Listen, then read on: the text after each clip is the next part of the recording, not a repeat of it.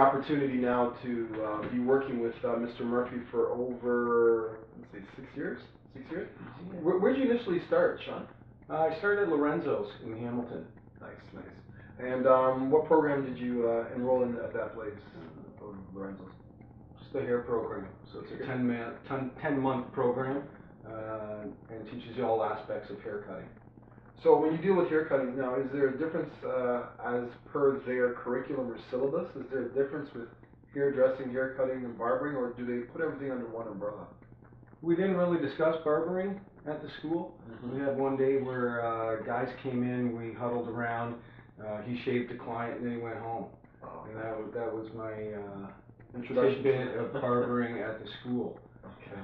It was a 573-page textbook. I searched through it, and I found a page and a quarter on how to do men's haircuts. Wow. Wow. So it was pretty limited in experience at 10 months there. Yeah. So, you know, I'm trying to figure out where can I learn how to cut men's hair. I figured I would learn that at hair school, but it's just not adequate. There's not enough training, and I didn't leave the school. I may have cut 3 men's haircuts the whole time I was there. Yeah, you know what? A lot of people, they complain about the exact same thing that you're speaking of, and you went through it directly. I was fortunate to meet you in, was it your first or second year? I think it was 6 months in. Yeah, 6 months into school, yeah. So we were fortunate to bump into each other because you actually came to my shop as, you know, as a barber, getting a haircut as a client. Right. And that was when we made a good connection because I wanted to know how the process worked and how things went. Now, the classes that you took, you said, did not have a lot of barbering content? You know, when I look back on it now, there wasn't, you know, they put a number 2 clipper on, you go straight up the side, cut the top. So that was it in terms of barbering. I wasn't, there was no curriculum or, you know, and I didn't miss a day of school. Yeah. There was nothing about fading. There was nothing about blending. Wow. You come up the sides with the clippers and then you blend it in with the thinning shears. So this is not just your experience. This is across Ontario, likely that a lot of other programs and schools that are out there, they're doing the exact same thing. Well, that's what I'm starting to hear now, Sean. I have quite a few people come in every month asking me, how do I get into barbering? Mm-hmm. And, you know, it's sad. I don't know the answer to that. I don't know what to tell them. So they're looking at me going, you own a barber shop, and you can't direct me how to become a barber. Right. Quite honestly, I can't, you know, unless I'm sending them through you to learn some things there. But aside from that, I've got no direction to give them. You know, they can go to hair school for 10 months or a year, but coming out of that, the focus is 98% on women's hair. Yeah. Same with the test that I have to write at the end of that, which is 150 multiple choice questionnaire, and I think it's well over 90% of that all has to deal with chemicals, coloring, pin curling. Wow. So dues. Tell us about the actual exam. How did that exam work out? Was it just geared around all the hairdressing and hairstyling content? Yeah, it's completely geared around that. I'd say 70% of it has to deal with color. Mm-hmm. So neutralizing the colors, all this kind of you know, words and diction that I do not understand after attending school for 10 months. So Sean, just out of curiosity, so you take this course, right? Yeah. You pass the course. Yeah. Now, to get your certificate, you have to do what? To get my hairstyling certificate, to get my certificate from the class, I just got to show up. You'll show up. Now, there's no set amount of haircuts I have to do. There's nothing in terms of how to finish a cut properly. Mm-hmm. I just have to show up. They take attendance, check it off, and at the end of my 10 months runs out, they give me a certificate and say, here's a list of places you may want to go try and work at. So working at, so you're telling me you have to, I know the answer to the question, but just for our viewers, so you have to actually spend a duration in a salon? Oh yeah, after I finish school, I become part of the apprentice program. In the apprentice program, I think I have to do 1,500 hours of apprenticeship. Right. In that apprenticeship, you know, either I'm going to a place to become the shop janitor. You know, that's just my own experience. Yeah, you can come work here, but you ain't touching scissors. Right. You might blow dry Cindy's hair when Luigi gets tired and his shoulder hurts. Right. But aside from that, you're doing towel. So my focus was I just spent 10 months in school. Now all these guys that I'm going to apply for a job are saying, you can spend another 10 months here. and watch me, Yeah. but you're not gonna cut hair. So how are you supposed to learn? Well, that's it. I'm better off sitting on the internet. I can't learn off the internet watching a video, so why should I go to a place and watch somebody else? Yeah. So in order to get into it, you've got a handful of options as someone who wants to cut hair. There's Magic Cut, First Choice, or any of those hair crafter places. Right. Now, the training at those places consists of you sitting in the back watching a 4-hour video of a guy with white hair wearing a suit while he cuts hair. Wearing a suit. I would love to wear a suit cutting hair, man. It's sharp, but it's not functional. No, that's really unfortunate. 4 hours of that. I fall asleep after the first hour and a half, and they tell you, okay, you're on the floor tomorrow. Wow. Wow. You know what I mean? That's enough to deter someone from going forward. The pressure involved with that. So, for me, it was what avenue can I find where I can learn and study and perfect men's hair. Right. And I couldn't find anywhere. And you worked way outside of the norm, because I remember during your haircuts we would always talk, and I think we did some hands-on stuff as well too. Oh, hands down. Your place was a huge learning center for me. Whether it was waiting there for an hour watching every guy, and then bringing my own haircut issues when I set something up at my house so I could actually cut hair, and then bringing any questions back to you, and working through that, which is a tedious process for someone, and forgetting things and then getting your time and my time. And again, when I go back to people coming in here wanting to become a barber, I don't know what to tell them. Wow. So, me as a professional, it doesn't make me feel confident. I can't give direction to people who are ambitious and want to work. Right. The flip side of that, well, can I apprentice under you? Well, yeah, but you just spent 10 months at hair school in order to become a Red Seal trade. You're forfeiting $2,000 that you're going to get back because there's no apprenticeship set up for me. So explain to the viewers exactly how that's set up. Now, what process is that? So the government's saying that, okay, you're a licensed stylist for argument's sake. Sure. Right? You got your license, hairdressing license. Yep. Well, knowing well that you're not going to do hairstyling or hairdressing, but barbering is what you wanted to really pursue. Correct, yeah. But the government had nothing in place for you as a barber. Nothing in place, and no answers.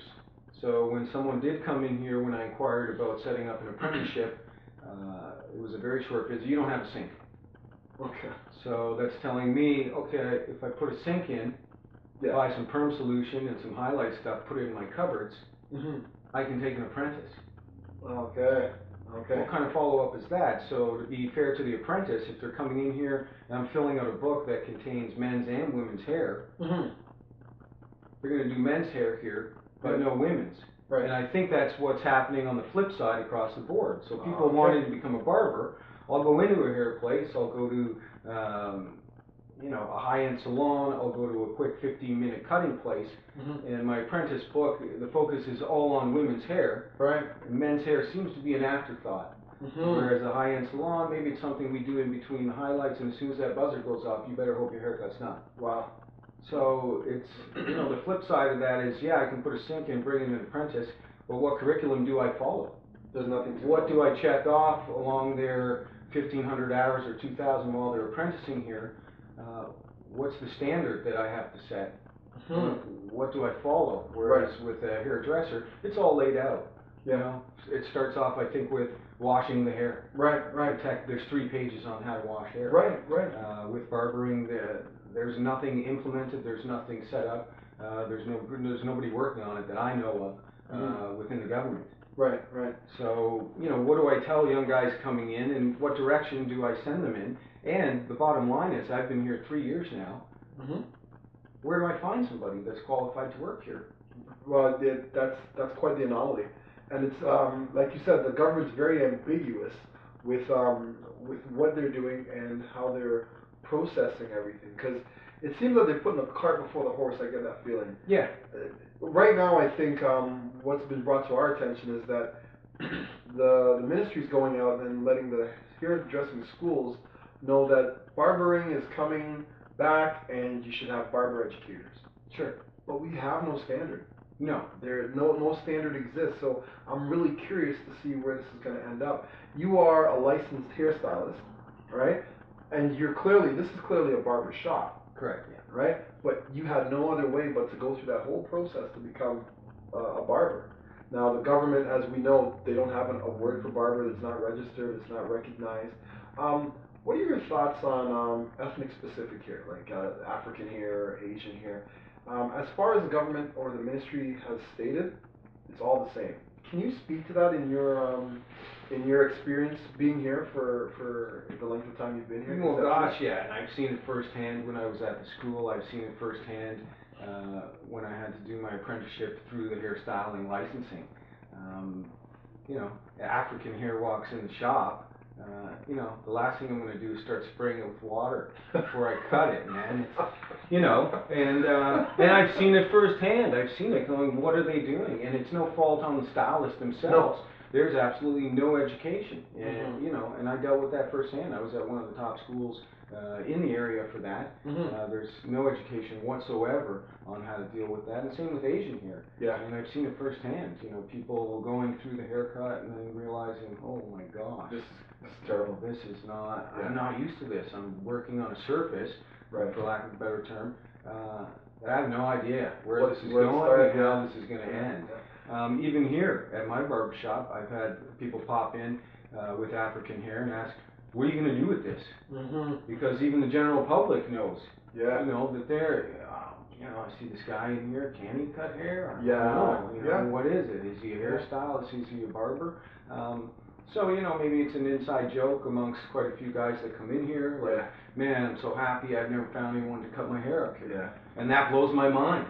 There's 33 shops in this town that offer men's haircuts. You're telling me that you've never found someone to cut your hair. So, you know, it puts a light bulb up. You know, what's going on? And who's, you know, is anyone taking account for this? Well, that's powerful. That's very powerful that you can recognize that, you understand that.